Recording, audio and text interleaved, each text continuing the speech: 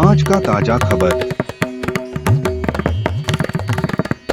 आज का ताजा खबर। आज का ताजा खबर।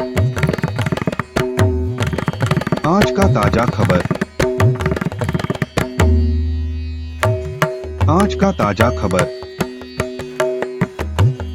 आज का ताजा खबर। चीन में कोविड-19 के नए मामले बढ़ रहे हैं क्योंकि देश ने नए लॉकडाउन लागू किए हैं।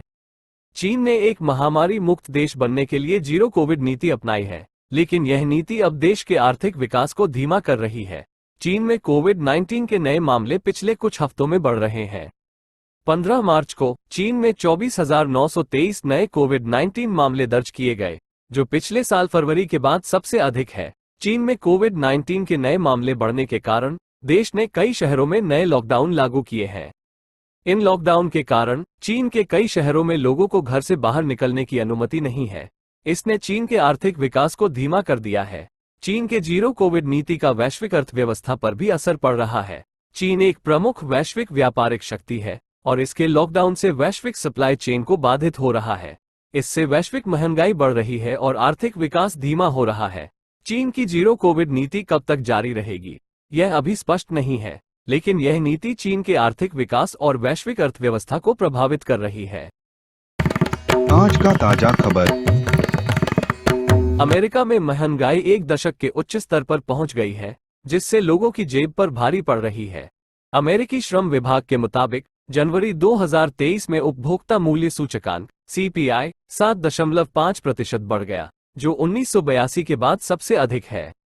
CPI में वृद्धि के कारण खाद्य, गैस, आवास और परिवहन सहित कई आवश्यक वस्तुओं की कीमतें बढ़ गई है। इससे लोगों की जेब पर भारी पड़ रही है और वे अपनी आय का एक बड़ा हिस्सा महंगाई को पूरा करने में खर्च कर रहे हैं। महंगाई के कारण लोगों को कई परेशानियों का सामना करना पड़ रहा है। वे अपने खर्चों को कम करने के लिए मजबूर हैं, जिससे उनकी जीवनशैली प्रभावित हो रही है। वे अपने बच्चों की शिक्षा, स्वास्थ्य देखभाल और मनोरंजन पर खर्च कम कर रहे हैं। इससे उनके जीवन की गुणवत्ता में गिरावट आ रही है। महंगाई से निपटने के लिए सरकार कुछ कदम उठा रही है। फेडरल रिजर्व ब्याज दरों में वृद्धि कर रहा है, जिससे लोगों को उधार लेने पर अधिक खर्च करना होगा। सरकार गैस और भोजन की कीमतों को कम करने के लिए उपाय भी कर रही है, लेकिन यह अभी भी स्पष्ट नहीं है कि सरकार के ये उपाय महंगाई को कम करने में कितने कारगर होंगे। महंगाई एक गंभीर समस्या है, जिससे अमेरिका के लोग परेशान हैं। सरकार को इस समस्या से निपटने के लिए और कदम उठाने की जरूरत है। आज का ताजा खबर। रूस ने पूर्वी यूक्रेन में हमले तेज कर दिए हैं, क्योंकि लुहांस्क क्षेत्र पर नियंत्रण हासिल करने की कोशिश कर रहा है। लुहांस्क क्षेत्र यूक्रेन के पूर्वी हिस्से में स्थित है और यह डोनबास क्षेत्र का हिस्सा है। डोनबास क्षेत्र वो इलाका है जहां पिछले 8 साल से रूस समर्थित अलगाववादी लड़ रहे हैं। रूस ने 24 फरवरी 2022 को यूक्रेन पर हमला शुरू किया था और तब से वो पूर्वी यूक्रेन पर ध्यान केंद्रित कर रहा है। रूस ने लुहांस्क क्षेत्र के कुछ हिस्सों पर कब्जा कर लिया है, लेकिन यूक्रेनी सेना अभी भी लड़ रही है और उसने कई हमलों को नाकाम कर दिया है। रूस का मानना है कि अगर वो लुहांस्क क्षेत्र पर नियंत्रण हासिल कर लेता है, तो वह पूरे डोनबास क्षेत्र पर कब्जा कर सकता है। अगर रूस डोनबास क्षेत्र पर कब्जा कर लेता है, तो ये यूक्रेन के लिए एक बड़ा हार होगी। ये यूक्रेन के क्षेत्र का एक बड़ा हिस्सा होगा और यह यूक्रेन की अर्थव्यवस्था को भी नुकसान पहुंचाएगा। यूक्रेन ने रूस के हमलों का कड़ा विरोध किया है और उसने कहा है कि वो लड़ाई नहीं छोड़ेगा। यूक्रेन ने पश्चिमी देशों से मदद मांगी है और उसने सैन्य उपकरण और हथियार प्राप्त किए हैं। पश्चिमी देश रूस पर प्रतिबंध लगा रहे हैं और वे यूक्रेन को आर्थिक मदद भी दे रहे हैं। यूक्रेन में युद्ध जारी है और यह अभी भी कहना मुश्किल है कि लड़ाई का अंत कैसे होगा। हालांकि ये स्पष्ट है कि युद्ध यूक्रेन और उसके लोगों के लिए एक बड़ा संकट है। आज का ताजा खबर। गूगल ने एक नए AI संचालित चैटबॉट का अनावरण किया है, जो लोगों को अपनी स्वास्थ्य देखभाल के बारे में जानकारी प्राप्त करने में मदद कर सकता है। चैटबॉट को हेल्थ केयर एडवाइजर कहा जाता है और ये लोगों को उनके स्वास्थ्य बीमा, डॉक्टरों के अपॉइंटमेंट और दवाओं के बारे में जानकारी प्रदान कर सकता है। ये लोगों को उनके स्वास्थ्य के बारे में प्रश्नों के उत्तर देने में भी मदद कर सकता है। एप्पल ने एक नए iPhone 14 Pro Max की घोषणा की है। यह iPhone 14 Pro Max में एक बड़ा 6.7 इंच डिस्प्ले, एक बेहतर कैमरा और एक शक्तिशाली A16 बायोनिक चिप है। यह iPhone 14 Pro Max 13 अगस्त से बिक्री के लिए उपलब्ध होगा। माइक्रोसॉफ्ट ने एक नए विंडोज 11 अपडेट की घोषणा की है। यह अपडेट विंडोज 11 को और अधिक तेज और कुशल बनाता है।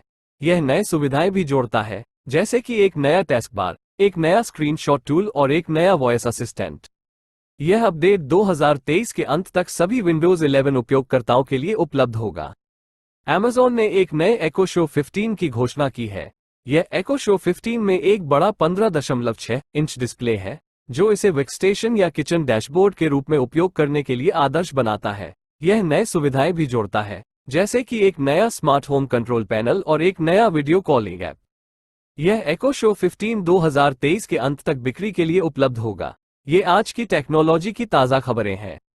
मुझे उम्मीद है कि आपको ये जानकारी उपयोगी लगी होगी। आज की ताज़ा खबरों के अनुसार क्रिप्टो करेंसी बाजार में गिरावट जारी है। बिटकॉइन की कीमत $20,000 से नीचे गिर गई है, जो इसकी सर्वकालिक उच्च स्तर से 70% से अधिक की गिरावट है। अन्य क्रिप्टो करेंसी भी इसी तरह की गिरावट का सामना कर रही हैं। क्रिप्टो करेंसी बाजार में गिरावट के कई कारण हैं। एक कारण ये है कि केंद्रीय बैंक ब्याज दरों में वृद्धि कर रहे हैं, जिससे निवेशकों को रिटर्न के लिए अधिक सुरक्षित निवेशों की ओर रुख करने के लिए मजबूर किया जा रहा है। दूसरा कारण ये है कि क्रिप्टो करेंसी बाजार अत्यधिक अस्थिर है और इसकी कीमतें अक्सर अचानक और अप्रत्याशित रूप से बदलती रहती हैं। तीसरा कारण ये है कि क्रिप्टो करेंसी बाजार में कई घोटाले हुए हैं, जिससे निवेशकों का विश्वास कम हुआ है। क्रिप्टो करेंसी बाजार में गिरावट जारी रह सकती है। निवेशकों को क्रिप्टो करेंसी में निवेश करने से पहले जोखिमों से अवगत होना चाहिए।